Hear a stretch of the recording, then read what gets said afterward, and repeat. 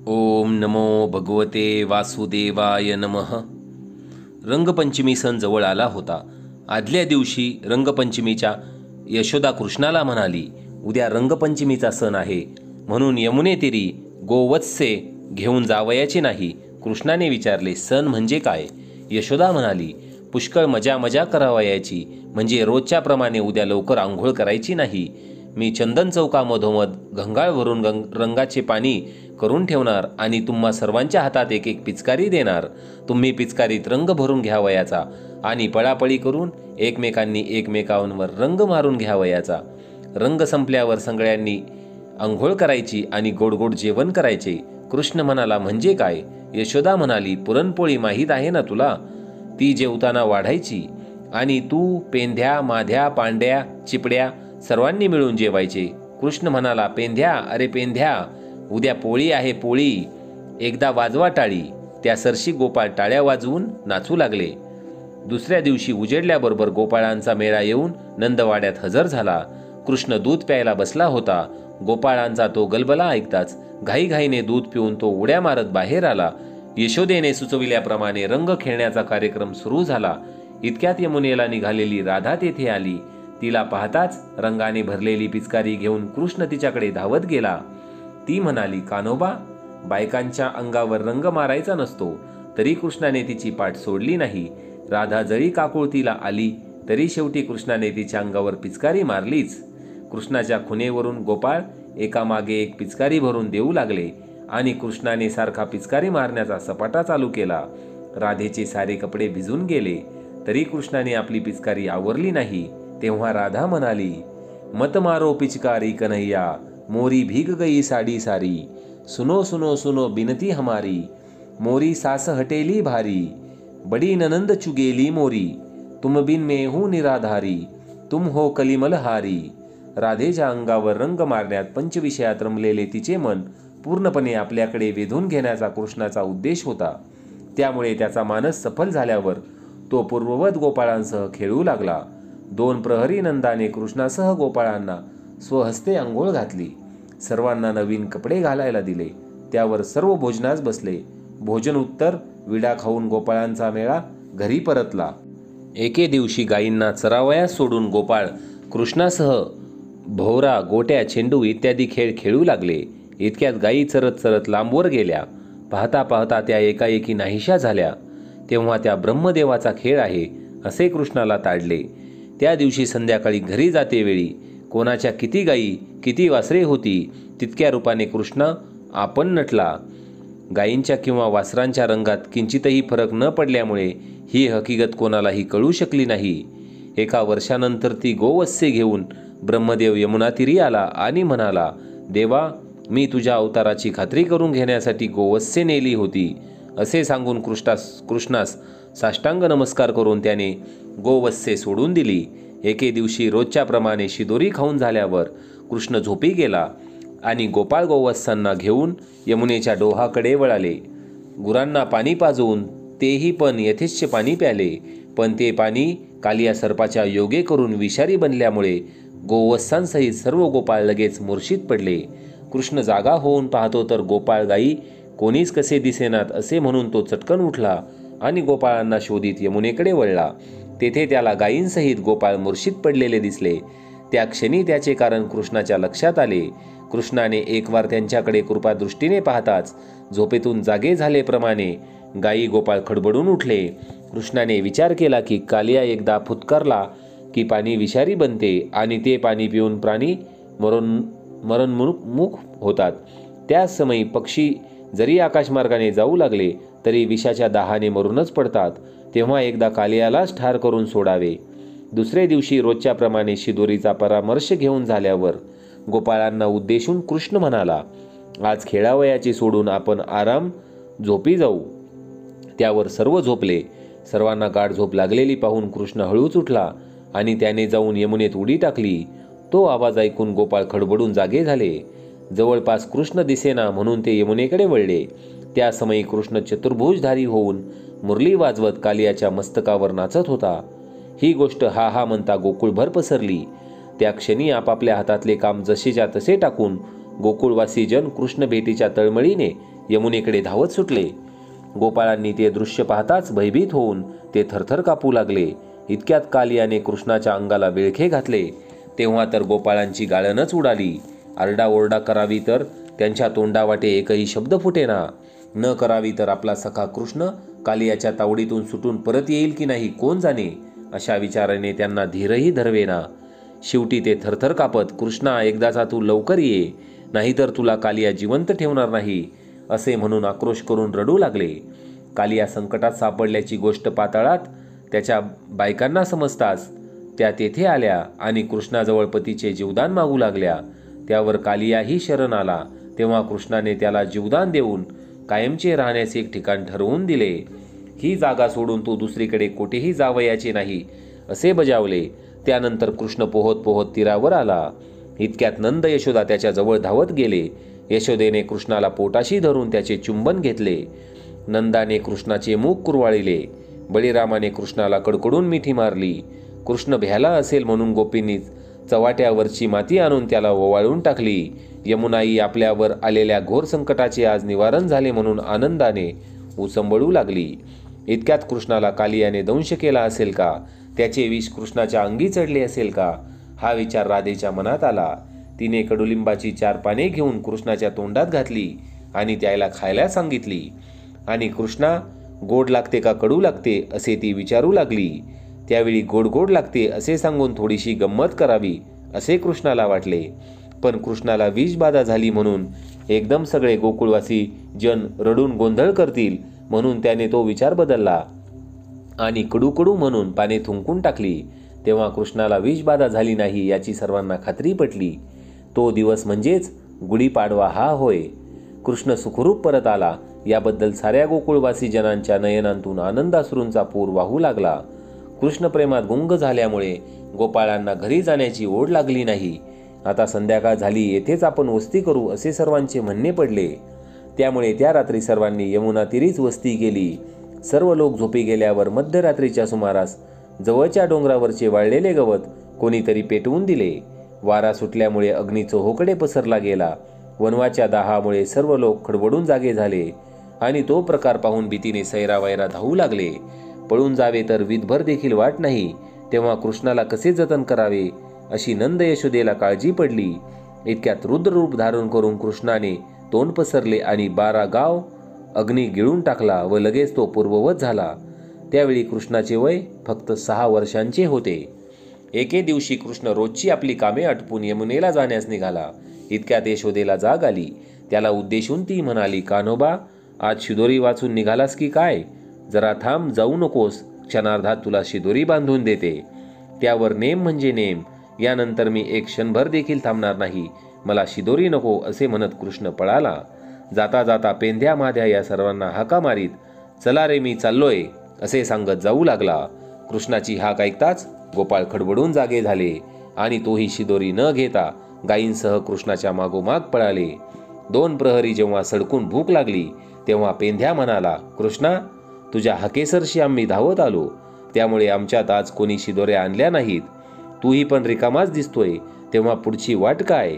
कृष्ण म्हणाला, पेंध्या, त्या समोर ऋषींच्या झोपड्या, माध्या गोंद्यासह तू त्यांच्या दारात जा आणि कृष्णाला फार भूक लागली आहे, त्याकरिता थोडे अन्न वाढून द्या, असे सांग. त्यावर ते तिथे गेले. त्यांना पाहताच आतून एक ब्राह्मण आला आणि म्हणाला, ए पोरांनो, अजून देवाचा नैवेद्य व्हायचा आहे, पुढे व्हा. दुसऱ्या घरी जातात दुसरा म्हणाला, ए पोरांनो, तुम्हाला आधी वाढून नंतर आम्ही ब्राह्मणांनी जेवायची की काय? तिसऱ्याने तर हातात काठीच घेतली. तेव्हा मात्र ते भिवून जोरात पळत पळत कृष्णाजवळ आले आणि धापा टाकीत त्यांनी घडलेली हकीकत कृष्णास सांगितली. कृष्ण पेंध्याला म्हणाला, अरे, अन्न न मिळण्याचे कारण एक तर तुम्ही माझे नाव घेतले नसावे, दुसरे तुम्ही मागच्या दारी गेला नसाल. अरे, किती झाली तरी पुरुष मनाने कठोर असतात. मागील दारी जाऊन उभे राहायचे होते, कारण बायका मनाच्या मवाळ असतात. तेव्हा ताजे नाही तर शिळे तरी त्यांनी तुम्हाला दिलेच असते. त्यावर ते पुन्हा निघाले. एका बाईने, काय रे पोरांनो, असे विचारताच पेंध्या म्हणाला, मला इथे कृष्णाने पाठवले आहे. कृष्णाचे नाव ऐकताच बायकांना अत्यंत आनंद झाला. त्या गोपाळांना म्हणाल्या, अरे बाळांनो, तुम्ही पुढे व्हा, आम्ही सर्वजणी टोपलीतून अन्न घेऊन येतो. तेव्हा ती पोरे उड्या मारीत पळाली. बायकांनी लगेच टोपल्यात अन्न घातले आणि त्या भराभरा चालू लागल्या. आज आपला मोठा भाग्याचा दिवस आहे म्हणून कृष्ण दर्शनाचा योग जुळून आला. आमच्या हातचे अन्न कृष्णाच्या पोटात पडणे म्हणजे आमचे अनेक जन्मांचे पुण्यच होय. या विचाराने त्यांचे हृदय आनंदाने भरून गेले. त्यामुळे उन्हाचे डोके तापल्याचे किंवा पाय पोळल्याचे त्यांना भान राहिले नाही. त्या अर्ध्या वाटेवर पोहोचल्या इतक्यात एक ब्राह्मण आला आणि त्याने बायकांच्या मेळ्यात जात असलेल्या आपल्या पत्नीला फराफरा ओढीत घरी नेले आणि माझे अनुमोदन घेतल्याशिवाय तू गेलीच कशी? स्त्रियांना पती हाच देव आहे असे असता त्या गवळ्याच्या पोराचे दर्शन घेण्यास तू कशी काय गेलीस? तो काय तुला पोसणार आहे? पतीची आज्ञा मोडणाऱ्या स्त्रिया शतमूर्ख समजाव्या. अशा स्त्रियांना जगात कुठेच मान नाही. अशा प्रकारे बोलून त्याने तिला खांबाला चराटून बांधले आणि बेशुद्ध होईपर्यंत मारले व तो रागाने कुलूप लावून बाहेर निघून गेला. त्या ब्राह्मण स्त्रीच्या हृदयात खरोखर कृष्णाविषयी आदर असल्याने तिचा आत्मा कृष्ण स्वरूपात विलीन झाला. कृष्ण दर्शनास गेलेल्या इतर बायकाही पतीच्या आज्ञेशिवाय गेल्या होत्या, तरी त्यांच्या भावनेप्रमाणे कृष्णाने त्यांना दर्शन दिले. इकडे तो ब्राह्मण इतर ब्राह्मणांपुढे आपण आपल्या बायकोची कशी काय शिक्षा केली याबद्दल मोठेपणाने सांगू लागला. तेव्हा तेही आपापल्या बायकांवर संतप्त झाले. एक ब्राह्मण म्हणाला, माझी बायको घरी आली की तिला प्राण जाईपर्यंत मी मारील. दुसरा म्हणाला, एकदा की घरी आली की दारात पाय ठेवायची फुरसत मी तिची चांगलीच खरडपट्टी काढीन. तिसरा म्हणाला, मी तर पुन्हा बायकोचे तोंड पाहण्यास तयार नाही बुवा. चौथा म्हणाला, अशा बायकोशी संसार करण्यापेक्षा लवकर संन्यास घेणे बरे. पाचवा म्हणाला, मी तर माझ्या बायकोला कृष्ण अर्पणच केले आहे, तेव्हा तिची काळजी करण्याचे मला काहीच कारण नाही.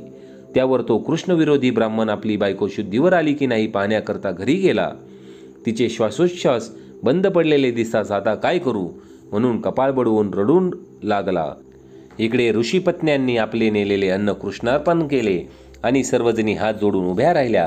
कृष्ण म्हणाला, तुम्ही जे जे पदार्थ आणलेत ते सर्व तुमच्या हाताने आम्हाला वाढा.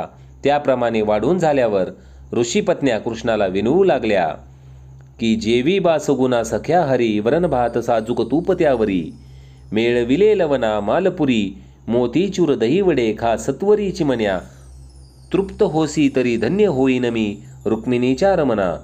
भोजन उत्तर कृष्ण म्हणाला, तुम्ही आम्हाला यथेच्छ भोजन दिलेत. आम्ही जेवून तृप्त झालो. त्यामुळे तुमचे मनही पाप तापापासून सुटून समाधान पावले. यापुढे क्षणभरही माझे विस्मरण होऊ देऊ नका, म्हणजे याच जन्मी तुम्ही मुक्त व्हाल. तुमच्या पतींना मुक्त होण्यास अजून पुष्कळ जन्म घ्यावयाचे आहेत. तुमचे पती तुमची वाट पाहत आहेत. करिता आता तुम्ही सर्वजणी आपापल्या घरी जा आणि सुखाने संसार करा. कृष्णाच्या सांगण्याप्रमाणे ऋषीपत्न्या लगेच आपापल्या घरी गेल्या. त्या दारात पोहोचल्या न पोहोचल्या तोच प्रत्येकजण आपापल्या बायकांना उद्देशून, तुम्ही खरोखर मोठ्या भाग्यवान आहात. साक्षात भगवान नारायणाचा अवतार कृष्ण हा आयता आमच्या घरानजीक येऊन सुद्धा त्याच्या दर्शनाने मुनीत न होता आम्ही यज्ञ करण्याच्या निमित्ती घरी बसून राहिलो. 12 वर्ष जप तप करून ज्याचे दर्शन होणे दुर्लभ, तो देव अगदी आपल्या जवळ येऊन सुद्धा आम्ही ब्राह्मण श्रेष्ठ दर्जाचे या अभिमानात गर्क होऊन महान लाभाला मुकलो आणि शेवटी कोरडे ते कोरडेच राहिलो. आता वेळ निघून गेली, तेव्हा बोलून काय उपयोग असे म्हणून ते पश्चाताप पावले. त्यांच्या डोळ्यातून अश्रू वाहू लागले. इतक्यात विरोधी ब्राह्मण तेथे येऊन दाखल झाला. तो इतर ब्राह्मणांना उद्देशून म्हणाला, बाबांनो, तुमच्या बायका जरी तुमच्या आज्ञेशिवाय गेल्या तरी कृष्णाचे दर्शन घेऊन सुखरूपपणे घरी परत आल्या, पण मी मात्र माझ्या बायकोला पतीचा अधिकार दाखवायला जाऊन शेवटी विधूर होऊन बसलो असे म्हणून पश्चाताप पावला. कृष्ण गायी चारण्यास रोज यमुनातीरी जात असल्याचे वर्तमान कंसाला कळताच कृष्णाला मारण्यासाठी तो रोज एक दैत्याला तेथे पाठवू लागला. पहिल्या दिवशी वत्सासूर या नावाचा दैत्य वासराच्या रूपाने गायींच्या कळपात शिरला. कृष्णाने त्याला एक हाताने उचलून जमिनीवर आपटून ठार केले. दुसऱ्या दिवशी वृषभासूर दैत्य बैलाच्या रूपाने आला. कृष्ण जेवण करून झाडाखाली विश्रांती घेऊ लागला. इतक्यात पेंद्या धावत आला आणि धापा टाकीत म्हणाला, कानबा, कानबा, गायींच्या कळपात एक मोठा बैल आलाय, उठ उठ लवकर. कृष्ण लगेच उठला आणि त्या बैलाजवळ जाऊन उभा राहिला. तो कृष्णाच्या पोटात शिंग खुपसण्याच्या बेतात होता. इतक्यात कृष्णाने त्याचे पाय धरून त्याला गरागरा फिरवून दूरवर फेकून दिले.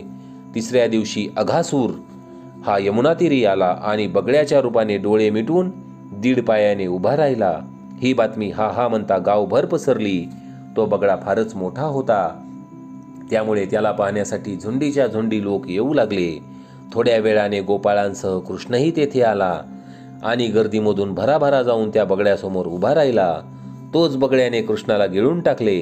तेव्हा तेथे जमलेल्या गोकुळवासियांनी आकांत मांडला. तोच अग्नीच्या गोळ्याप्रमाणे असलेला कृष्णाचा दाह सहन न झाल्यामुळे बगड्याने कृष्णाला ओकून टाकले. त्याबरोबर कृष्णाने अघासुराचे 2 भाग करून 2 दिशेला फेकून दिले.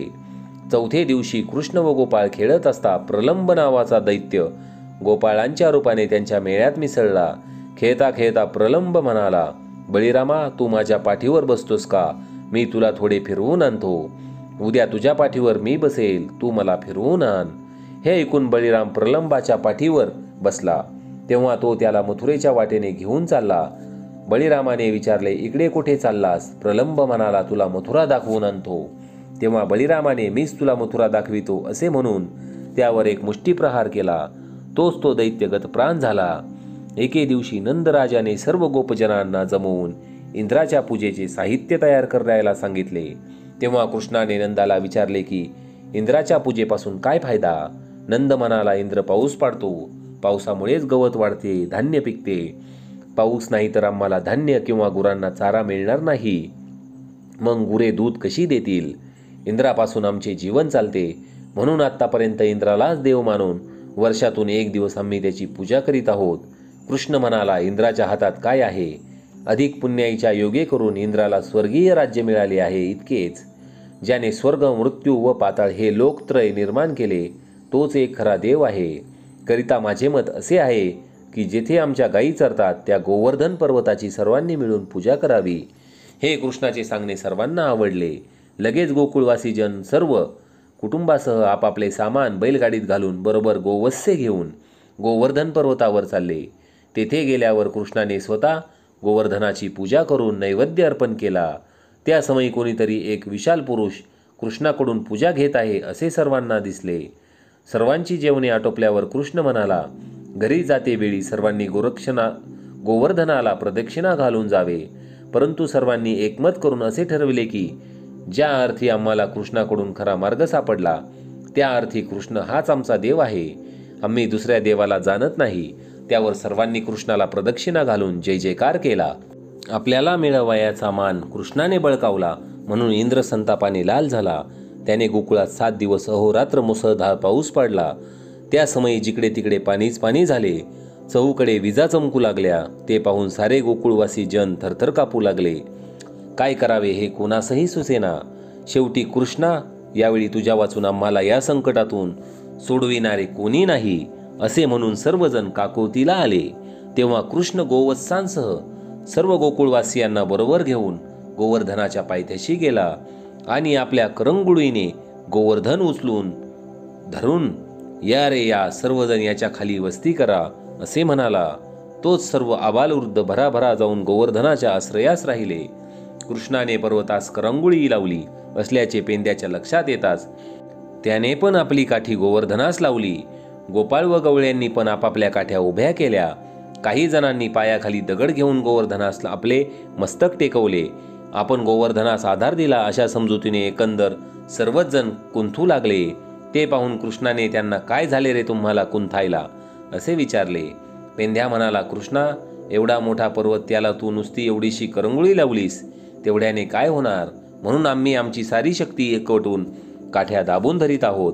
त्यासाठी आम्हाला कुंथावे लागते. वास्तविक पाहता तू आत्तापर्यंत आमच्यापेक्षाही दही, दूध, लोणी अधिक खाल्ले आहेस. तेव्हा दोन्ही हात गोवर्धनाला लावायला तुला काहीच हरकत नाही. पण हे तुला कोणी सांगावे? दुसरा म्हणाला, दही, दूध, लोणी खाताना मात्र तुझा पहिला नंबर असावा याचा, आणि आता मात्र अंगचोरपणा करीत आहेस. तिसरा म्हणाला, कृष्णा, ही करंगुळी तरी कशाला धरलीस? लोकांना दाखवायला? त्यापेक्षा काढ ती करंगुळी आणि कमरेवर हात ठेवून स्तब्ध उभा राहा. कृष्ण म्हणाला, एकूण माझ्या करंगुळीचा काहीच उपयोग नाही असे तुमचे म्हणणे आहे, होय ना? तर मग मी माझी करंगुळी खाली घेतो. पेंद्या म्हणाला, काढ काढ, आम्ही हजारो जण आहोत, काय समजलास? तेव्हा कृष्णाने हळूच आपला हात खाली केला. तोच पर्वत खाली येऊ लागला. तेव्हा कृष्णा, मेलो रे मेलो अशी एकच हाक ऐकू आली. त्यावर कृष्णाने पूर्ववत गोवर्धनाला हात दिला. कृष्ण कृपेमुळे गोवत्सांसह गोकुळवासी जन सुखरूप असल्याचे पाहून इंद्राला आपण यापुढे कृष्णचरणी नम्र होणे बरे असे वाटले. लगेच त्याने मेघवृष्टीत बंद केली आणि तो कृष्णाला शरण आला. त्यावेळी कृष्णाचे वय फक्त 7 वर्षांचे होते. इंद्र कृष्णाला शरण आला की ही बातमी जेव्हा कंसाला कळाली तेव्हा त्याच्या भीतीत अधिकच भर पडली. कृष्ण खरोखरच महाबलाढ्य आहे. मोठा झाल्यावर तो आपणास आटोपणार नाही याची यावेळी त्याला पक्की खात्री झाली. कंसाने काही दैत्यांना बोलावून सांगितले, तुम्ही सर्वजण आत्ताच्या आत्ता जा आणि प्रथम गोवर्धनाला वेढा घाला, म्हणजे एक गोरा आणि दुसरा काळा हे जे माझे शत्रू ते सहजच तुमच्या ताब्यात येतील. त्यावर त्यांना युक्तीने पकडून माझ्याकडे घेऊन या. हे काम ज्याच्याकडून होईल त्याला मी अपार द्रव्य देईल. कंसाच्या आज्ञेनुसार दैत्य निघाले. त्यांनी गोवर्धनाजवळ जाईपर्यंत गोकुळवासी जन आपापल्या घरी जाऊन पोहोचले. फक्त कृष्ण व बळीराम आणि गोपाळ हे मात्र गोवर्धनाच्या पायथ्याशी खेळत होते. एकाएकी दैत्यांची टोळी येऊन तेथे दाखल झाली. ते पाहून गोपाळ सारे भिवून झाडीत जाऊन लपून बसले. बळीराम व कृष्ण यांस उद्देशून एक दैत्य म्हणाला, काय रे पोरांनो, तुमची जेवणं झाली का? आम्ही पण जेवायला आलोय. वाढा तर वाढा. अन्न संपले म्हणाल तर आम्ही चलतो. तेव्हा कृष्णाने आकाशाकडे पाहिले आणि तो दैत्यांना म्हणाला, आमचे अन्न कधीच संपत नाही, तरी पण आम्ही तुम्हाला वाढणार नाही. तुम्ही खुशाल चालते व्हा. तोच 1000 गंधर्व आकाशमार्गे खाली उतरले. यातील जो मुख्य चित्रसेन त्यास उद्देशून कृष्ण म्हणाला, या दैत्यांना जेवण हवे आहे, तेव्हा सत्वर उत्तम जेवण द्या. त्यावर गंधर्वांनी दैत्यांना क्षणार्धात दे माय धरणी ठाय करून सोडले. कित्येकांचे कान नाक कापले तर कित्येकांचे हातपाय तोडले. कित्येक गतप्राण झाले. त्यात काही घाया झालेले जे होते ते मात्र कसेबसे जाऊन एकदा मथुरेला पोहोचले. त्यांना पाहताच कंसाची मतीच कुंठित झाली. एका वर्षी मार्गशीर्ष महिना जवळ आला तेव्हा काही गोपींनी कात्यायनी व्रत करायचे ठरवले. त्या प्रातःकाळी उठून पारोशाची कामे उरकून घेत त्यातील प्रमुख गोपी इतर गोपींना घेऊन यमुनेतीरी जाई. एखाद्या गोपीला उठवायला वेळ झाली किंवा त्या एखाद्या गोपीने आळस केला तर ती सर्वांना आपल्याबरोबर येण्यासाठी घाई करी. यमुनेतीरी गेल्यावर तिथे स्नान करून वाळूची पिंड बनवायची आणि तिची पूजा करून, हे श्रीहरी आमच्या पापाचे क्षालन करून एक वार आम्हास दर्शन दे अशी प्रार्थना करायची आणि मग घरी यावयाचे असे करीत. त्या व्रताचे त्यांना योग्य ते फळ द्यावे या उद्देशाने एके दिवशी कृष्ण पहाटे उठून कोणासही न कळत यमुनातीरी गेला. आपापली लुगडी काठावर ठेवून गोपी एक मनाने हरीचे स्मरण करीत स्नान करीत होता. कृष्णाने त्यांची लुगडी गुप्तपणे नेऊन कदंबाच्या झाडावर ठेवून दिली आणि आपण एका फांदीवर स्वस्थ बसून राहिला. गोपी स्नाने आटपून पाहतात तर लुगडी कुठे दिसेनात. तेव्हा एकाएकी असे व्हायला कारण काय असेल? आपल्या नेमात कुठे चुकले म्हणून देवाचा आम्हावर कोप झाला की काय असे त्यांना वाटू लागले. तोच एकीचे लक्ष त्या वृक्षाकडे गेले. तेव्हा एकेका फांदीवर एक लुगडे ठेवून फांद्यांच्या गर्दीत लपून बसलेला कृष्ण तिच्या दृष्टीस पडला. तेव्हा चुनरिया दे दो मारी प्यारे श्याम बार बार कर जोरत तुमको तन मेरी कापने लगी देखो मुररी श्याम असे म्हणून ती विनवू लागली. दुसरी म्हणाली, कृष्णा माझे लुगडे जरा खाली टाक पाहू. मी आल्यानेच ओल्यानेच घरी गेले असते, पण थंडी अतिशय पडली आहे. तू शहाणा आहेस ना, मी डोळे मिटते, लवकर लुगडे टाक. तिसरी म्हणाली, कान्होबा बऱ्या बोलाने तू माझी साडी दिलीस तर बरे, नाहीतर मी चावडीवर जाऊन नंदाला सांगेल आणि चांगली तुझी फजिती उडवीन. चौथी म्हणाली, अगं एवढा अर्जव करायला आमचा कृष्ण काही खुळा नाही. आपण सर्वजणी डोळे मिटून मनापासून प्रार्थना करूया. तरी कृष्ण थोडासुद्धा हल्ला नाही किंवा बोलला नाही. शेवटी सगळ्या मिळून कृष्णाची करुणा भाकू लागल्या. त्यांच्या त्या प्रार्थनेला खुश होऊन कृष्णाने लगेच त्यांची लुगडी भराभर खाली टाकून दिली आणि म्हणाला, गोपींनो, तुम्हाला व्रताचे फळ म्हणजे परमानंद जर हवा असेल तर पुढे जेव्हा चांदण्यांचे दिवस येतील आणि लख चांदणे ज्या दिवशी पडेल त्या दिवशी वृंदावनात जाऊन मी मुरली वाजवीन. त्या क्षणी तुम्ही सर्वजणी तिकडे या. पुढे पौर्णिमेच्या दिवशी कृष्णाने वृंदावनात मुरली वाजवली. गोपींच्या मनात तोच ध्यास असल्यामुळे मुरलीनाद ऐकताच काही पतीला वाढता वाढता निघाल्या तर कोणी मुलांना पाजविण्याचे सोडून धावल्या, काही जेवण सोडून चालल्या तर काही मुलांना भरविण्याचे सोडून निघाल्या. आपल्या आज्ञेप्रमाणे गोपी वेळेवर हजर झाल्या. त्याबद्दल कृष्णाला त्यांचे कौतुक वाटले. कृष्ण म्हणाला, मी मुरली वाजवीत मध्ये उभा राहतो, तुम्ही सर्वजणी माझ्या भोवती टिपऱ्या खेळा. ते ऐकून गोपींना अत्यंत आनंद झाला. कृष्ण आज्ञेप्रमाणे 16 जणी टिपऱ्या खेळू लागल्या. दोघी मृदंग वाजवू लागल्या, दोघींनी वीणा घेतल्या, दोघी झांज्या वाजवू लागल्या, दोघी गाणे म्हणू लागल्या. या प्रेमाने खेळ खेळू लागल्या असता प्रत्येकीला वाटले की आपल्याबरोबर कृष्णाने टिपऱ्या खेळाव्या. त्या क्षणी श्रीकृष्ण बहुरूपे धारण करून प्रत्येक गोपीजवळ खेळू लागला. खेळ ऐन रंगात आला तेव्हा कृष्ण एकाएकी गुप्त झाला. गोपी भानावर येऊन पाहतात तर त्यांना कृष्ण कुठेच दिसेना. त्यामुळे कृष्णाच्या शोधार्थ भ्रमिष्ठासारख्या त्या चहूकडे फिरू लागल्या. काही गोपी वृक्षलतांना उद्देशून, कुणी पाहिला का माझा किशन, खांदी घोंगडी हाती काठी, जातो धेनू चारया घेऊन, यमुने काठी खेळत असता गेला कालियावर धावून, श्यामतनूवरी पत्यसेवन, शोभे गोपे मेळी खेळे नाचून, कुंजवनांतरी वाजवणी बासरी, करी कलिमल दहन, असे विचारू लागल्या.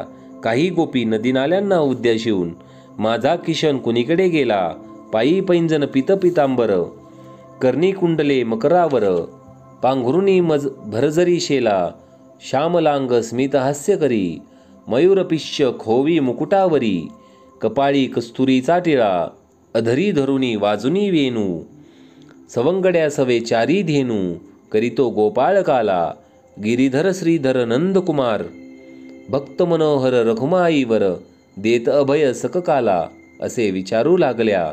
शेवटी सर्व गोपींनी मिळून कृष्णाची करुणा भाकली. तोच कृष्णाने सर्वांना गुप्तपणे दर्शन देऊन त्या सर्वांचे समाधान केले.